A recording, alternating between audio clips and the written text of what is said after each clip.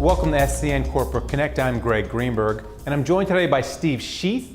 Steve is an expert in SRI investing. Welcome, Steve. Well, thank you very much. All right, so you've been investing in SRI, or sustainable, responsible impact investing, for a while, but we've seen it on the rise in the past 2 or 3 years. Tell me where it started and what you make of that sudden increase of all these people who are rushing in to follow you, I guess.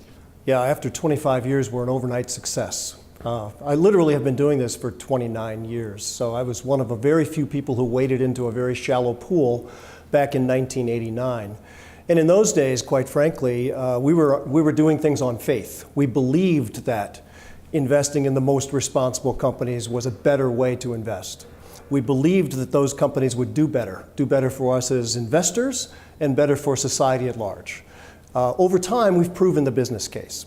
So what's really happened, if you fast forward to the last 3 or 4 years, is that the data-driven, the big data-driven process now that's called ESG, it's a shorthand way of describing a group of environment, social, or people-related and governance-related criteria that are brought to the investment process. That's proven to be really good. You know, it's proven to be a better way to find companies that are more profitable and more likely to be more profitable longer term. Now, do you care the method about the way people will invest in these SRI or ESG companies? Do you care if it's an index fund or a mutual fund or an ETF? Do you just like them doing it, or do you have a specific way you think is best? No, there's a lot of good things. There's a lot of good ways. I mean, again, compared to even 10 years ago, there's so many more products and services and strategies today than we ever thought we might have back in the old days. But the answer to your question is it depends. Depends on the investor. Depends on the investor's propensity for risk. It depends on the pool of assets that are to be invested. It depends on whether it's a taxable or non-taxable account. It depends on whether you want to invest in the public markets or on the private side. So there's lots of different opportunities, which is one of the reasons why having a qualified advisor in the mix is really important, to help understand what you need and match that to what's available in the marketplace. So a lot of people right now are looking to invest along the lines of the UN's SDG, their Sustainable Development Goals, with that in mind. Can you just discuss the SDGs and why they're so important in this upcoming phase of impact investing?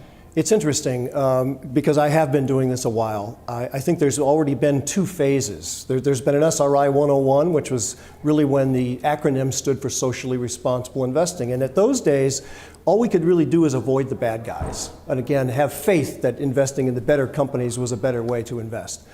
And then it merged or morphed, actually with the help of the United Nations Principles for Responsible Investing, into an ESG, or a data-driven process. And that's been very robust, and that's why so many of these large firms, particularly large Wall Street firms, are now engaged in this space.